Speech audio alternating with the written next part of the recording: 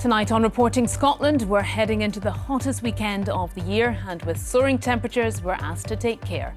Wildfire and public safety warnings are in place as folk take to the outdoors to soak up the sun. Just come down to enjoy the weather before it gets too hot. It's good for the kids to get out on their bikes and get some fresh air and things instead of being stuck on their PlayStations all day. Also on tonight's programme, a teenager who planned a mass murder by setting fire to a mosque has pleaded guilty to terrorism charges. I'm here in Orkney, where athletes from across the world have been arriving ahead of the opening of the International Island Games. And coming up in the sport, we'll have the latest from a sunny second round at the Scottish Open, where the players are battling to make the weekend cut. Hello, I'm Laura Goodwin. Welcome to Friday's programme.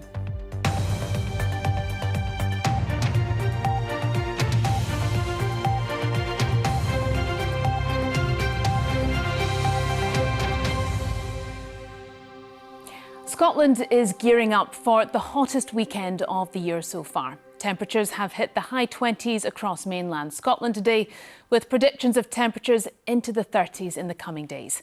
And while the weather is welcome by many, there are also safety messages for those venturing out and increased warnings about water scarcity. Ben Phillip has this report. When the sun shines bright on Loch Lomond, people take roads high and low to reach its bonny banks. The first of what's forecast to be 3 days of warm sunny weather saw people and dogs descend on this beauty spot. It's good for the kids to get out on their bikes and get some fresh air and things instead of being stuck on their PlayStations all day. Getting a wee bit of fun out in the jet ski today and obviously take up the race while it's nice. We're going to do a wee bit of fishing, that's it, and come straight back in again. Superb, we'll hope you catch something. We should, yeah. Make it all worthwhile, won't it? Temperatures reached the mid-20s on Friday, but Saturday could see highs of 31 Celsius in Perthshire and inland Aberdeenshire. High 20s mostly elsewhere. So will a heat wave happen? To meet the criteria, it must be 25 Celsius on at least 3 consecutive days in one area. It would be Scotland's first heat wave of the summer, and with more sunny, warm weather forecast for the weekend, it's a possibility that would certainly make waves. While the heat is up, many took advantage to cool down, which means good business for ice cream stalls. Because of the sun coming out, I think everyone's came out of hibernation. Is there a particular flavour that people like going for? Sometimes it's just the bog standard vanilla people go for all the time, or it's like raspberry ripple, Scottish tablet, stuff like that. There have been issues with antisocial behaviour here in the past. Police and park rangers are stepping up patrols to address any disruption. There is a small minority who can be aggressive in dealing with them or acting in a way that's disturbing people. Vast majority of the visitors, they just want to come and enjoy themselves and enjoy being in nature and looking at the landscape, and that's what we are here to facilitate as best we can. An extreme wildfire warning has been issued until Monday. Water levels are also low, like here in the River Finhorn in Murray, but people were still finding ways to enjoy the sunshine at the nearby beach. Many were making a splash at the Stonehaven open-air pool in Aberdeenshire. Who needs to go abroad when you've got facilities like this? Don't believe we're actually in Scotland, and just soaking it up for as long as it lasts. We are also being advised to wear sun cream and stay hydrated. Hot weather can be serious. Police said 2 dogs died in a locked hot car in Linwood on Thursday. Hot sunny weather for the weekend, but temperatures start to fall next week, so enjoy the summer safely while it's here. Ben Phillip, reporting Scotland, Loch Lomond. Our reporter Ailey Davis is on the banks of the River Ness in Inverness for us tonight. Ailey, we heard some of those warnings about water scarcity and wildfires in Ben's report. What more can you tell us? Yes, well, Laura, many rivers, just like this one that I'm beside, are at lower than normal levels. SEPA has issued its second highest warning for water scarcity levels in various parts of the country, including the Highlands, Aberdeenshire, Lothian and Murray. And it says it could be just 10 days away from putting restrictions on businesses who use these rivers, so the likes of distilleries and agricultural businesses would be affected. There's also an extreme wildfire warning in place until Monday. It comes on the back of huge wildfires in the Dalva area recently, which could be one of the biggest ever recorded. The Cairngorms National Park Authority is urging visitors not to light barbecues or fires. And the message from the Scottish Fire and Rescue Service is enjoy the sunshine, but act responsibly and safely. Ailey, many thanks indeed. A teenager who was radicalised through social media and wanted to commit mass murder by setting fire to a mosque has pleaded guilty to terrorism charges. The 17-year-old was arrested in January after police caught him with weapons outside Inverclyde Muslim Centre in Greenock. Well, Katie Hunter is here. Katie, what more do we know? Well, Laura, the teenager, who we can't name for legal reasons, appeared at the High Court in Glasgow earlier. Now, the court heard he believed white people were in a war against other races, and he planned to attack the Inverclyde Muslim Centre in Greenock. And according to the prosecution, this involved aerosols and lighters to set fire to the building. Now, he'd previously tricked the mosque's imam and said that he wanted to become a Muslim, so he had access to the building. But on the morning of the planned attack, the police were waiting for him after receiving intelligence, and he was caught with an air pistol, ball bearings, gas cartridges and 4 cans of aerosol spray. Now, earlier I spoke to the local MSP, and he has praised both the police and the community. Certainly Police Scotland were outstanding with the situation that took place, and I want to thank them for that, but also the fact that the community have been hugely supportive, and the fact that police and community have worked together, and this is hugely important also. So it did show Inverclyde very much coming together as one community. And Katie, he had planned another attack. He had, Laura. The court heard he initially planned to carry out a terror attack at a school in Inverclyde before deciding to target the mosque. And during a search at the teenager's home, police recovered a book which was an instruction manual on how to produce weapons and explosives. Now, the teenager's defence, Casey, told the court that his client was a 16-year-old isolated, vulnerable young man who had a wholesale worldview of what was on the internet rather than personal experience. Now, sentencing was deferred for background reports until next month. Until then, he'll be remanded in a secure unit. OK, Katie Hunter, thank you very much. An Aberdeen pilot is warning of the dangers of a single punch after he was knocked unconscious by a complete stranger in an unprovoked attack. Ross McConnell was assaulted following a concert in the city 2 years ago. A single blow left him unable to work and with permanent scarring. Today, his attacker was jailed for 12 months at Aberdeen Sheriff Court. Rebecca Curran reports. Ross McConnell feels lucky to be alive.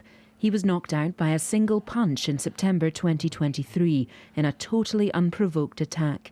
Ross woke up on the ground bleeding from the head and was rushed to hospital. My daughter nearly lost her father, my wife nearly lost her husband, and my mother nearly lost a son, all because one guy had a bad night and decided to punch me. Just about 30 centimetres from where my head struck was uneven granite cobble. So if my head had hit that, I'd shudder to think that the situation could have been a lot worse, and I might not even be here today at worst case. Ross required stitches and was left with permanent scarring to his head. Because he was knocked unconscious, he couldn't fly a plane, so wasn't able to return to his job as an airline pilot for 4 months. At Aberdeen Sheriff Court today, father of 4, Ben Corfield, who admitted the attack, was sentenced to 12 months behind bars. Sheriff Morag McLaughlin said she'd wrestled with her decision, but she had no choice but to impose a custodial sentence, despite the fact that Corfield is a first-time offender. She described it as an extremely serious assault, which could have turned out significantly worse, and told the court that everyone wishes that Mr. Corfield had just walked away. Although permanently scarred, Ross has now recovered, but he knows others haven't been as fortunate. That split-second action of throwing a punch can have absolutely devastating consequences. I'm one of the lucky ones who has basically survived a one-punch attack. There's many other accounts out there where people have lost their lives, become severely disabled from it. If you're really having a bad day, swinging at somebody is just not going to make it any better. As life goes on for Ross, he hopes his story might make others think twice before hitting out. Rebecca Curran, reporting Scotland, Aberdeen. Some of the day's other stories now. A man's been arrested and charged in connection with the death of a man in Aberdeen in the early hours of yesterday. The 24-year-old was taken to hospital but pronounced dead a short time later after being found injured in the Tillydrone area. Police Scotland say a 25-year-old man has now been arrested. He's due to appear in court on Monday. More than 80 workers at a Fife firm that supplies parts to Alexander Dennis have been made redundant after it entered administration. Dunfermline-based Greenfold Systems told staff last month their jobs could go as a knock-on effect after the bus manufacturer announced plans to move its operations to England with the loss of 400 jobs. 9 staff will stay on short-term to complete a customer contract. 100 workers at Glasgow Airport are planning a 48-hour strike later this month. The Unite Union say staff, including customer service workers, engineers and managers, are set to walk out on July the 24th in a row over pay. The airport says it's disappointed by the move and will proceed with contingency plans to minimise disruption. Thousands of music fans have flocked to Glasgow for the Transmit Music Festival. This year, the event is being headlined over 3 days by 50 Cent, Biffy Clyro and Snow Patrol.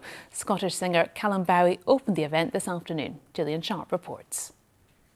Doors open for Transmit 2025. The 8th time it's been held here at Glasgow Green. For some, like this mum and daughter, it couldn't come soon enough. For the vibes, we've come to see 50 Cent tonight and Biffy Clyro tomorrow. Well, that's who I'm here to see. I'm the same. Yeah. So you've got the same musical taste as your mum? Yeah, I went to see the Script as well. I love the Script. I seen them last year. I went to see Pink. They opened for Pink. I loved it. Yeah. I'm just wondering, is it special to come with your daughter? Oh yeah, it's amazing. Yeah, this is our first time. I was here last year, but she's first time here, so really exciting. It's all about the music, of course. Acts including Snow Patrol and Gracie Abrams. Aberdeenshire singer Callum Bowie opened the festival on the main stage. Amazing. It was super cool to first of all even be asked back and to be kind of given the responsibility of opening the whole festival on the main stage. So yeah, it was really cool, amazing. People were all singing back, they were screaming back, so even more so. But yeah, it was great. Everyone was on great form and no one was burnt yet as well, so that also helps. For once, the Scottish weather is cooperating. It is so hot at the moment and due to be like this all weekend. People are being warned to take care in the heat and offered sunscreen as they arrive. Sun cream from the nice guy on the way in, he sprayed my shoulders, so that's fine. But yeah, lots of water, keep hydrated along with alcohol. Lots of sun cream, lots of water, caps. Yeah. With anything up to 150,000 people expected over the weekend, this is Scotland's biggest music festival. And with a scorching couple of days still to come, there are warnings to drink plenty of water, alongside having plenty of fun. Gillian Sharp, reporting Scotland, Glasgow. Athletes from around the world are arriving in Orkney ahead of the International Island Games, which gets underway tomorrow. Around 2,000 competitors from 24 island communities will be competing over the next week. And as David Delday reports, they have received a very warm Orkney welcome. Over 1,000 miles from home, Team Menorca arrive in Orkney. Extra planes have been put on to get the competitors to Kirkwall. Many more have arrived by ferry. Despite delayed arrivals for some today, the prospect of a week of sport is keeping them in fine spirits. We were very excited to come, and that's as it's been. There have been so many delays in our flights. It's like very emotional, and also coming here and seeing you all waiting for us. It's giving us some kind of a push forward to give our best in these games. Lots of delays, lots of turbulence, so we're happy to be here and can't wait to get playing. Some teams have already made their mark. Bermuda with an impromptu game of cricket in Kirkwall. Orkney becomes the smallest place to host the games. Accommodation has been a challenge. School classrooms have been turned into dormitories, so it's blow-up beds for 800 of the athletes over the next week. Community sports facilities have been transformed into international sporting arenas, and the games is being delivered almost entirely by a team of around 900 volunteers. Oh, we're ready. We're ready. You'll see all the infrastructure going up. The build is all on schedule. The sports are good and they're ready to go. Just a few finishing touches now, really, over the next 24 hours. Anna Tate is a former Scottish internationalist. The Golden Girl back in 2017, a double 1500-5000 win in Gotland. But injury and a move to America means she hasn't competed at the Games since. The Orkney athletes have had this date in their diaries for a long while. Could a home crowd make all the difference? It's going to be magical, I think. It's not very often that you get to roll out of your house and get on your bike and roll down the hill to Picky. Having a home games and having everybody, your friends, your family, folk that you've grown up playing sport with, around there cheering you on, it's not something you get every day. The athletes ready, so too local businesses. Kirkwall looking colourful as it welcomes the extra residents for the week. But as many small islands come together to enjoy the big event, one thing's for sure, a party atmosphere is guaranteed. David is with us now. David, it's all looking great, but tomorrow's a big day, isn't it? The opening ceremony. Yeah, well, the Ring of Brodgar here where I am at the moment is a world-famous site, but it's probably not one that many of the athletes will actually get to experience because it is a packed schedule over the next week. The opening ceremony, of course, one of the few opportunities where folk here will actually get the chance to see all of the athletes in the same place at the same time. There will be plenty of colour at that with all the islands in their tracksuits. It's a chance for them to sort of show off their culture and their identity. They'll be singing, chanting and dancing, I would imagine, as well. Well, it will officially be opened by the Princess Royal. And after that, there's the sort of island games equivalent of the Olympic torch. Each island takes water from its shores, and that's mixed in a giant water feature, which is a sort of symbol of the friendship which is associated with the Games. After that, the athletes will parade into the middle of Kirkwall, and I would imagine if it's a night like this, then there may well be thousands of Arcadians lining the streets, waving flags to give them a warm Orkney welcome. And after that's all done, it might be time for a lie down, perhaps in a blow-up bed. I'm still thinking about the poor soul that had to inflate 800 of them. David, thank you very much indeed. On tonight's news at 7, over on the BBC Scotland channel, Turner Prize-winning artist Jasleen Kaur returns to her hometown of Glasgow to see a mural unveiled in her honour. It's a total shock. I mean, I only just got to Glasgow last night and didn't know what to expect or what to see, and I've just come from the park. And yeah, it's quite surreal. I can barely look at it. Yeah, but it's amazing, of course. Well, time now for tonight's sport, and we've got Kenny with us with a bit of drama from the Scottish Open, I hear. That's right, Laura. At this very moment, Robert McIntyre, defending Scottish Open champion, is going down the 18th, his last hole, trying to make par to make the cut. More of that in a minute. Good evening. Well, the name of Chris Gotterup might not have been the most familiar to those keeping their eyes on the Scottish Open, but it's the American here who shot a wonderful 9 under par round of 61 to surge into the lead on 11 under. Our man reporting on the Scottish Open is Brian McLaughlin at the Renaissance Club just now. What's the latest, Brian, on Bob McIntyre? Yes, Kenny, well, as we know, Bob McIntyre doesn't do things the easy way. At the par 4 13th hole, he had a lost ball. That led to a double bogey 6. But we all know that Bob's a fighter. He then birdied the 14th hole and then a magnificent birdie again at the par 3 17th hole. But other Scots, a difficult day for the young Scot who was leading Scot yesterday. Callum Hill is 7 over today. That means he won't be here for the weekend. That's not the case, though, for Grant Forrest, a local boy who shot a 2 under par round today and is on 5 under par for the tournament. Yeah, it's obviously a huge event for us and home soil, and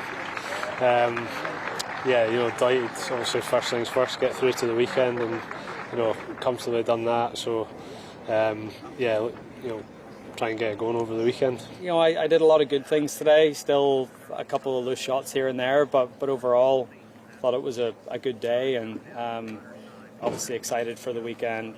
Right in the thick of things. In contention going into the last 2 days. I mean, I definitely have felt like I've been playing good, and you know, you never really see a 9 under coming. But I felt like, you know, I got off to a good start today. Felt like I was going to play well, and definitely I probably picked up a couple more than I expected, but, you know, I'm not going to complain. Well, Bob McIntyre has a 4-foot putt at the last to try and make the weekend. What about world #1 Scotty Scheffler? Well, he's safely in at the weekend on 5 under par. Some big names not going to be here though. Colin Morikawa, former US Open champion, 4 over for today. He will miss the weekend, as will the current US Open champion. Just 2 weeks ago, won the trophy at Oakmont, JJ Spawn. He is out for the weekend. Fingers crossed though that Bob McIntyre makes the weekend.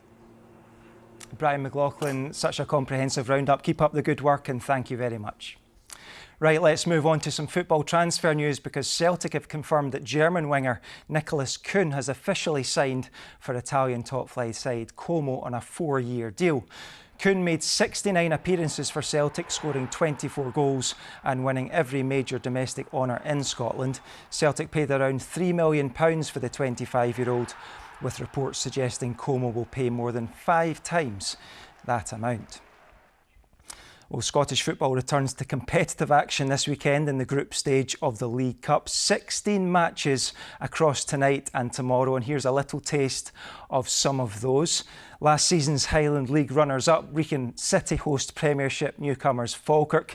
Meanwhile, a test for now Championship side St Johnstone as they visit League 2 outfit East Kilbride. Just the 500-mile round trip for Ross County as they head south to Stranraer. Derek McInnes's Hearts against Neil Lennon's Dunfermline looks tasty, and Highland League champions Brora Rangers welcome Kilmarnock, whose manager Stuart Kettlewell is a former Dudgeon Park player. Let's hear how the Brora camp are feeling about that one. We're really excited for the game, Kenny. You know, we've been preparing hard and working the boys hard in preparation for the game. I think it'll be a great occasion. Our pitch is looking incredible. We've had a bit of work done on it over the summer with a sprinkler system installed. The boys have been working hard. So yeah, we're all geared up and looking forward to the game, and looking forward to welcoming Stuart Kettlewell back to Dudgeon Park. To cricket, and there was last-minute heartbreak for Scotland as they failed to qualify for next year's T20 World Cup after losing to Jersey by 1 wicket. They set a target of 133 in a match they had to win. It was a dramatic finish, with Jersey scoring the winning run of the final ball, a hard one for the Scots to take. And I can tell you that there has been drama. He's made par on the 18th hole, Robert McIntyre, so all being well, he should squeeze into the weekend. Just not 100% confirmed in terms of what happens with other players, but it's looking good. Might have just snuck in there. It's looking good. OK, Kenny, thank you very much indeed. Now, the author, Irvine Welsh, is bringing out a new book, a sequel to his cult classic Trainspotting. He's been speaking to the BBC's Katie Razzle about his new work, Men in Love, and reflecting on everything from music to AI and the role of the internet in our lives. The internet now asks things of us rather than does things for us. It's now a controlling rather than an enabling force, you know. So I think, you know, when you look down the street and you see people with their phones stuck to their face in transit, and I think that hopefully, if we survive the next 50 years, that's going to look as strange in film as it is people chain smoking cigarettes did back in the 80s. The full interview, Irvine Welsh, the next chapter, is available to watch now on iPlayer. We've been speaking a lot about the weather. Maybe we'll get it from the expert now. Gillian, how is it looking? Hi, Laura. Well, it looks like tomorrow we'll see the peak of the heat. Not quite as hot on Sunday, but still mid to high 20s. And then it's still all change on Monday. Good evening to you. It was mid to high 20s for most of us today. Blue skies, glorious sunshine. Now, the point at which a hot spell becomes technically a heat wave varies across the UK. But here in Scotland, it's 3 consecutive days above 25 Celsius. And after today, we're well on the way. In fact, a boy Moyne in Aberdeenshire has already reached that heatwave threshold after a couple of very warm days on Wednesday and Thursday, and most of the rest of Scotland will follow suit over the weekend. So lots of sunshine to end the day, a balmy end to the day and a very mild night to come. It's dry, it's clear for many, but we'll see some har drifting into North Sea coasts as well as the Northern Isles. A mild night holding up at 12 or 13 Celsius for most of us. Now tomorrow that har will burn back to the coast for the most part, but it will linger in patches for eastern mainland coasts and for eastern parts of the Northern Isles as well. But still some sunny spells to be had. Temperatures for the Isles 17 to 19 Celsius. Across the mainland, for the most part, it's gin clear skies, plenty of strong sunshine and temperatures widely getting into the high 20s. A wee bit of a cooler feel right on the east coast. You don't have to come far inland to feel that heat, and we'll see 30, perhaps 31 Celsius in the warmest spots in the north and west. So that sunshine lasting well into the evening. And then tomorrow night, again, we'll see that har feeding in, some of it filtering through the central belt, affecting the east coast as well as the Northern Isles for a time. It will be another very mild night. And then for Sunday, broadly speaking, it's more of the same. Once again, that har burning back, plenty of hot sunshine on offer. We could see some areas of high level cloud moving in from the east, turning that sunshine a wee bit hazy. And there could be just one or two isolated afternoon showers across the south. If you catch one, it could be heavy. Not quite as warm, but still 28, perhaps 29 Celsius. We head into Monday and we see the change. Low pressure, its associated cold front moving in on Monday. This band of rain sweeping northeastwards, heavy at times and bringing a risk of thunder as well. That's the forecast. Laura. A bit of rain might be welcome by Monday. It might indeed. All right, Gillian, thank you. Now tonight's main news again. We're heading into the hottest weekend of the year, and with soaring temperatures, we're being asked to take extra care. Wildfire and public safety warnings are in place as people take to the outdoors to soak up the sun. And a teenager who was radicalised through social media and planned to commit mass murder by setting fire to a mosque has pleaded guilty to terrorism charges. The 17-year-old was arrested after police caught him with weapons outside Inverclyde Muslim Centre in Greenock. Graham will be here with your late news at around 10:30 tonight. Until then, from everyone on the team, have a great weekend and enjoy your evening. Bye-bye.